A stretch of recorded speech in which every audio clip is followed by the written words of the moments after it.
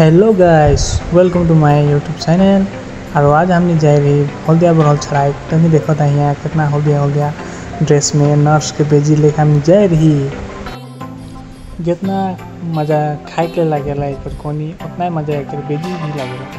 एक बेजी दिले से कितना फुली से लगे मतलब आगे दीजिए हम किर को छोड़ाबो और किर को बनाए खाबो लेके देखाबो।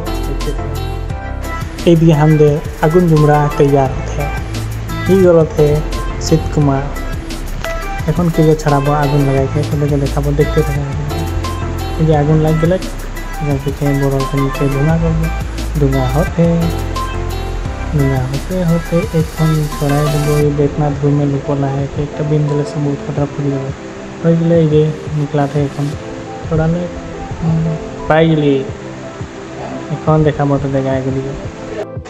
এই জিবে বরল ছাপ के ভিতরে ছোট ছোট কণিটাকে এরকম